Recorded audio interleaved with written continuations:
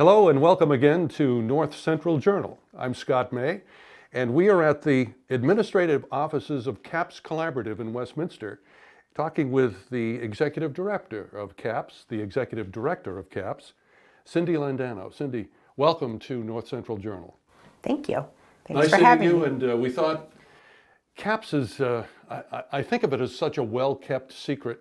It's a program that's been around since 1975, but I think a lot of folks really aren't aware of what CAPS Collaborative is or does. We want to begin, however, talking about you. Give us a little bit of your background in education and special education. Okay.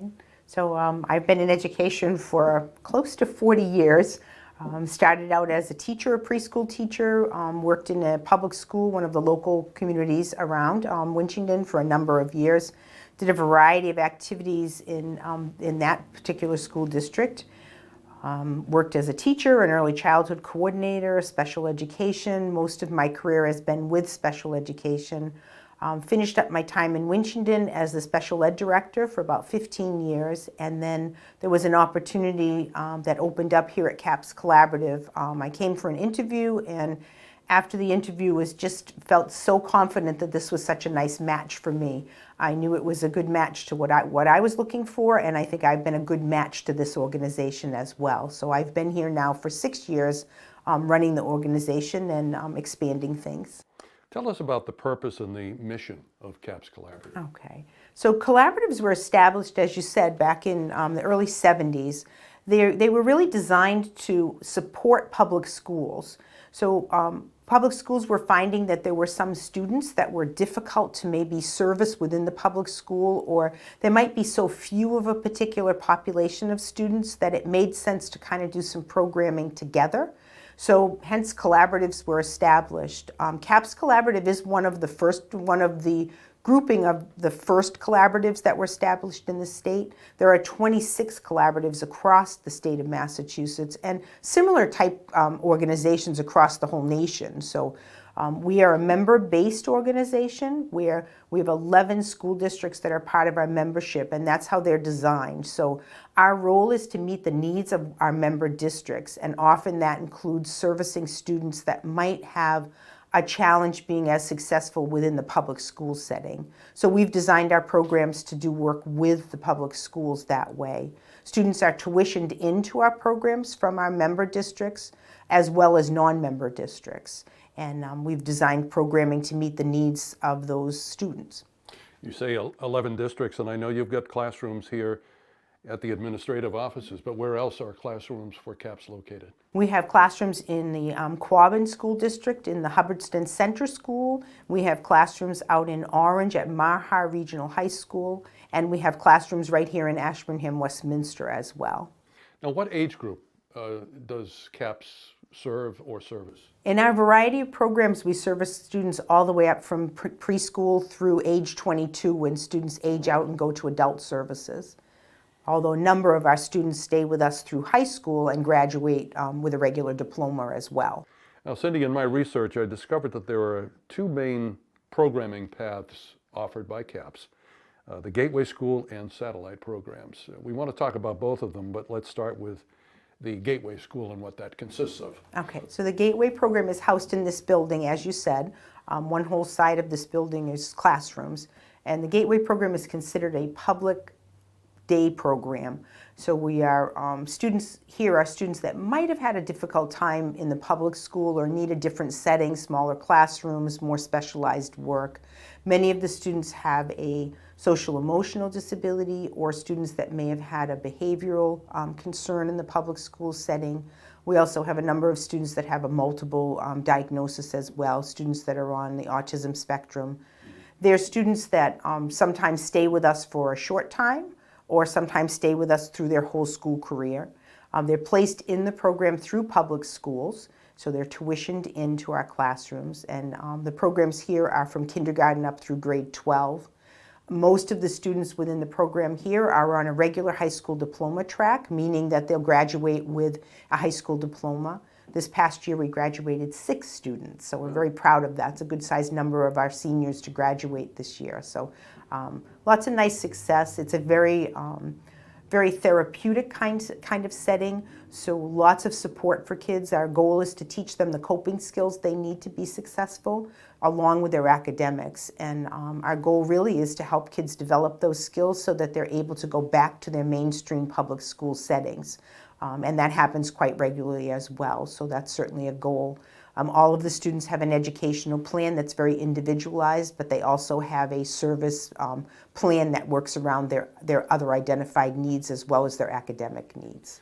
So from the gateway to the satellite programs, and what do those consist of? The satellite programs are housed in public schools nearby. So as we mentioned earlier, there's programs in Hubbardston, programs at Mahar, and programs in Ashburnham, Westminster. We used to have programs in other communities as well, Leominster, Fitchburg, Winchington. So we over the years moved programs to other communities. Mm-hmm. The students in those programs are very specialized programs. So for instance, the Hubbardston programs in the Quabbin School District are students that are considered medically fragile. They would have multiple disabilities in many cases. Some of them have enough need that they even have one-on-one nurses with them. Very small classroom sizes, very high staff-intensive services, lots of specialized services, as I said, nursing, occupational therapy, physical therapy. They're students that have lots of medical challenges. They're closely watched by our nurses. But in many cases, they're students that if they didn't live with us, they wouldn't be able to be a part of our community without being, they would probably be in much more specialized programming, maybe living not even at home. So with that case, they are able to be with us. So. Now what, the Kelly Day program, tell us about that. So Kelly Day is that program I just described in Hubbardston, but it works its way up through the high school. So we service students in Kelly Day from preschool all the way up through high school. So our preschool through the elementary grades and early middle school are in Hubbardston, and then in Oakmont High School we have a program for our younger high school students working on up to age 22. Again, that medically fragile kind of population, students that need lots of attention and lots of specialized services. Now, I came across something called the Senators Program. What is that? Our Senators Program is housed out in Mahar, and it's Mahar is in Orange, Mass. It's the regional high school. Mahar houses our program there. We have 3 classrooms for students from middle school up through, again, age 22. That's a mixture of students with most students have some type of a disability where they would, again, need to be working in a specialized kind of classroom setting, small classroom grouping, high staff intensity, lots of specialized services. Many of the students have behavioral support plans. There's students that would need lots of opportunities for ABA, Applied Behavioral Analysis, something that's used a lot with students that are on the autism spectrum. So it's a very specialized program, a specialized group of students. Now, a couple of times you've mentioned up to age 22. Mm-hmm. So why beyond 18? Why 22? Students that are identified as having a special need and have an educational plan sometimes are serviced beyond their age 18 birth date or beyond what would be a traditional high school. Right. They're serviced through that programming up through age 22 when they would then transfer to adult services. Mm-hmm. And our programs that service our 18 to 22-year-old students are, again, very specialized in working on those transitions programming and services. We work with the adult service agencies, Department of Developmental Disabilities. We'll help students and families get settled into the next program. We help with that transition. A lot of those students are working on vocational skills, and they work out in the community, and we give them job coaching and opportunities for that adult type services, beyond the academic school setting. Now, you also have a deaf and hard of hearing program. Is that in the Ash West School District? It is, yes. And yeah, that's a rather specialized program. We've had our deaf hard of hearing program for many years. We're proud of the work that we do. Deaf and hard of hearing students are a small population of students, and we're lucky to be able to have that servicing here. Most families with a student that would have a hearing type disability or a hearing loss would end up having to travel a long distance for programming, so the families are really happy to have this opportunity for kids to be educated closer to home. We work with the Ashburnham Westminster School District. We're in the Briggs Elementary School right now, and our kids are integrated fully into the classroom setting with support, so some of them have interpreters or teachers of the deaf that work with them, along with their regular education teachers. So it's a really nice partnership that we have with the Ashburnham Westminster School District for that program. Now, speaking of partnerships, in May, CAPS and the Newton Public Schools entered into a partnership, and that is also deaf and hard of hearing program. It is, and that was a great opportunity for us. It kind of came to us as a gift, I feel, as though our program right now serviced, the CAPS programs right now service students up through grade 5, and after that we would be looking for where our kids could transition. The Newton program was a program run by EDCO Collaborative, and EDCO as a collaborative was actually in the process of dissolving, and the deaf hard of hearing program was very much up in the air. They weren't sure exactly what was going to happen. It was a very long established program within the Newton middle and high schools, and the deaf hard of hearing community was very concerned about what would happen with that student population. So in doing a little bit of research and working with our business office and the business office of EDCO, we really came up with a transition plan around taking over the program. So we've partnered now with the Newton Public Schools, and CAPS Collaborative will have a continuum of services for the deaf education students, all the way from preschool up through high school now. Mm-hmm. It's a unique opportunity in that the Newton Public Schools is just a very educationally sound and very well-established programming within the public schools. The Newton Public Schools have an awful lot of opportunity and things to offer our students, so we're very lucky to have that. We have 2 of our students this year that were aging out of our elementary program that are now moving on to the program in Newton. So we're excited to start our partnership. Actually, July 1 starts our takeover of that program, and so we're very, very excited about that and the continuum that it offers. And we've got nice feedback from both the parents and the deaf community and deaf support programs that are out in the community for doing that and for the continuum that it offers for servicing for our kids. Now, how will the administrative employees and teachers in Newton in that program be blended into CAPS? Yeah, so the staff that were part of the EDCO Collaborative have actually all done their onboarding and will become CAPS Collaborative employees. The program consisted of 8 employees, so it has teachers of the deaf as well as interpreters, social worker, counselor, and a program director. So it works out very nicely. It's a little bit of a self-contained program out there in Newton. We will still be kind of the guiding ship per se, but they run a little bit on their own. We have a good working relationship already and have done a nice job with the transitioning part of that. There'll be some growing pains, I'm sure, like all transitions, but we're pretty excited about how smooth it's gone so far. And I think will be, the things that are a bump in the road will be things that are administrative. I don't think anything that will be, connecting with the students. It's just will be a continuum of what they've been having. There's just a new name associated with it. So some of it's marketing the CAPS name out there and reminding people that it's CAPS Collaborative's program now, not any longer than the EDCO Collaborative. We've done a number of interviews this year, and always part of the topic of discussion is last year's pandemic and how people in different businesses or in education had to adapt to changes.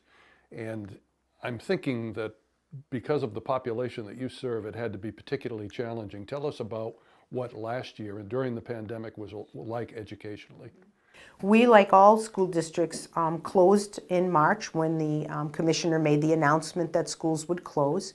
That was done rather suddenly, so we closed and began the process of starting our students on a remote learning plans and getting that up and going. It took us a couple weeks to get things going, to get staff acclimated, to make sure everybody had the technology that they needed.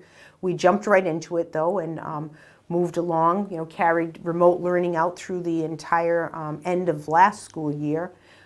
During the course of the summer, we did, at the urging, our students are considered in the state what the state would call high-need students. So any student that's not served within the public school setting is considered a high-need student. And there was a lot of urging at the state level for our high-need students to be serviced in person. It's very difficult to do the kinds of work that we need to do with our population. I described, for instance, a medically fragile group of students. It's very difficult for those students to be receiving their education and their therapies and the things that they need for their education remotely. So we were urged and excited about bringing our kids back on board. That didn't come without some nervousness, certainly. The staff have been incredible. They were so flexible and dedicated to our students and dedicated to what we needed to do. Took a lot of purchasing and finding of PPE to make it happen. We've had to really double up on PPE, even more so than other settings. For instance, our programs that we talked about, our medically fragile programs in Hubbardston, our program, the Senator's program out at Mahar, the Kelly Day programs. They're all programs where our students really are not able to wear masks for medical reasons or for behavioral reasons. So our staff had to really double up on PPE. Staff showed up like you would if you were in a clinic or if you were giving shots or if you were doing COVID testing. Double masks, many times shielded and masked, goggles, sometimes full gowning. Lots of PPE. So we went through a lot of PPE during that first stretches for sure. We got through the summer program. That was a good dress rehearsal for the programs to start in the fall, and we came full-fledged back in the fall. We had a combination of things going on. Some of our families chose to keep their students remote, and some families chose to send their students in. So teachers and staff were doing kind of double time, really doing hands-on learning, but also doing remote learning as well. So it was a lot. We've asked a lot. I finished off the year saying to my staff that I don't think we could have asked them to do anything more than we did, and they all stepped up to the plate and did that. We're very, very fortunate to have the group of people that we have working here. They're a tremendous, just a tremendous population. They are truly gifted and talented at what they do and so dedicated to this group of students. It's amazing. Now, given those challenges, will there be a summer program at CAPS this year? Yes, yep, and our summer program will look a little bit more like it did in the past. I think a few less restrictions.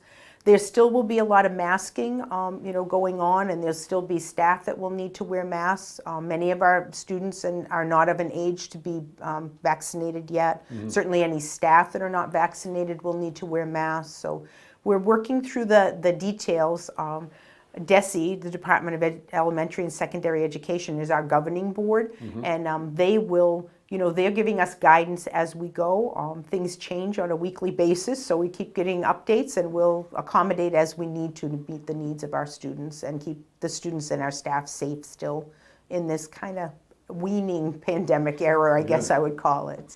And based on that, do you anticipate a more normal return to classes in the fall? We really hope so. Yeah. I think that everyone is rooting for that. We're really hoping that we start the year that way. So, I'm thinking about the number of locations that you have classrooms and the number of students you serve, and I'm wondering about transportation. Tell us how the transport of students works and what kind of a challenge that presents. yeah. So sending districts set up their transportation for students. So out of district special education is a big component and also a big expense for school districts. I think you often hear about that in the newspaper or in the news when districts are talking about high costs. Special education transportation is one of those. We provide a little bit of our own transportation. We help out a couple of our sending communities for their students that come to our programs. We provide a little bit of our own transportation. We have 7D licensed vehicles and 7D licensed staff to be able to do that. That's the qualification needed for school transportation. Everything's done on vans. There's a lot of registry requirements and regulations that go along with that, so we stay in compliance in that area as well. So. Now, you mentioned that there are 11 districts that make up CAPS Collaborative. You take students from other districts. How does a district become a member of CAPS Collaborative? So they would ask to be a member, and often it's dependent on how many students they might send us. There's an advantage. There's two different rates. So there's a member rate for tuition and a non-member rate for tuition. So there's an advantage to be a member if you are, if you choose to do that. It's all about how many students you send. We service, as I said, we have 11 member districts, but we service students from close to 40 districts. Wow. So students come to us from long ways around, out from Greenfield all the way down to Oxford, east of here as well, out towards Harvard and Concord. And so kids will travel a long distance for special education services. And I do feel that we have a good reputation in the community for the services that we offer. Special education directors often come to us when they have a need for specialized services, especially. We're getting to be even more well known for our deaf, hard of hearing programming, so I think that that's an area. We've grown immensely in the last 6 years. Since I've been here, I use this statistic often. When I came on board, we serviced 89 students, and we just finished the end of 2021 with 150 students. So that was one of our higher, years, certainly. And as I said, we graduated 6 students this year with high school diplomas. 6 of our Gateway students are going on, several of them to work opportunities, several of them to the community college, and 2 of our students are going on to 4-year colleges. So we're really impressed with that graduation rate and all. But it's kind of a sign of what we've done. We've worked hard to really bring up the quality of what we do, to make sure that we're giving our students the best education we can give them, along with meeting their other needs as well. So it's a complex group of students that we work with a complex group of service providers to make that all happen. So lots of specialized service providers as well. We have teachers of the deaf, we have teachers of the visually impaired, we work with educational audiologists, specialized speech and language providers, occupational therapy, physical therapy. Those are all the kinds of services that our students require. So it's a big team of people that work together to get the services provided and meet the needs of our kids. So the question then is, how are you funded? This isn't inexpensive. How do you continue these programs? We are strictly a tuition-based program, so we are, I use the analogy, it's how many widgets we make, so it's really how many students we have. So really the more successful we are with students and bringing in students and expanding our programs, then that gives us the working capital to be able to continue to expand. So we've been able to do quite a bit of that. I mean, we've expanded a good number of classrooms over the years, and certainly even some program models. And this expansion with the Newton program is a good example of being able to really, take advantage of a situation that came up. I look at starting programming can be challenging. You have to start it with kind of a cross your fingers that students are going to come. The Newton program was a little bit different. It came to us kind of in a box with a bow. So here's a program with a whole set of students already here to work with us, so it's really, it was really a gift kind of when I look at that. But it's those kinds of expansions, I think, being creative and being innovative with where we go. Like any business, we're a school, but we run much more like a business. So it's a little bit different. It's a different organization. I found the challenge of that exciting when I came on board, having just had a mostly public school background. Coming on to this work has really been a challenge. I mean, it's been a fun challenge because you could be so creative with what we need. Our goal really is to always meet our district's needs, whether it be our member districts or our sending districts. We really want to meet the needs, what the districts need, and meet the needs of our students. So we're always looking at what that is and what are the extra things. Back a few years ago, we felt that we didn't have a social worker as a position. We expanded and added that position. That's an example of something we identified as a need that would be helpful for our students and their families. That position really helps families find additional services, and it helps a lot with our students that are transitioning into adult services. So we're always looking at those kinds of needs and how do we bring those kinds of services into the organization. Now, if folks would like more information about CAPS, where are some of the locations they can go to? So we have a website, certainly. We're available always to talk to anyone. I mean, certainly, our website is just capsed.net. And certainly there's a lot of good information. You can also go to the DESE, the Department of Elementary and Secondary Education website. There's a lot of information about collaboratives and all of the collaboratives. You can see how we compare to other collaboratives and what other collaboratives might offer. The collaboratives are all a little bit different in what we do. Most of us have some specialty kind of area, and again, our area is really that medically fragile population as well as the deaf, hard of hearing are our two kind of specialty areas. Cindy, we want to thank you very much for being with us and congratulate you and your staff for the fine work you do, the important work you do, and it's just been a pleasure talking with you. Great. I couldn't do it really without the whole group that makes it happen. So it's everyone from, the teachers to the assistants, the specialized staff, our office staff, the administrative staff that make it happen. So it's really a team approach, and I'm very blessed to have all the people that work here and work with me. Well, thank you again. Thank you. Thanks for having me. It's a pleasure.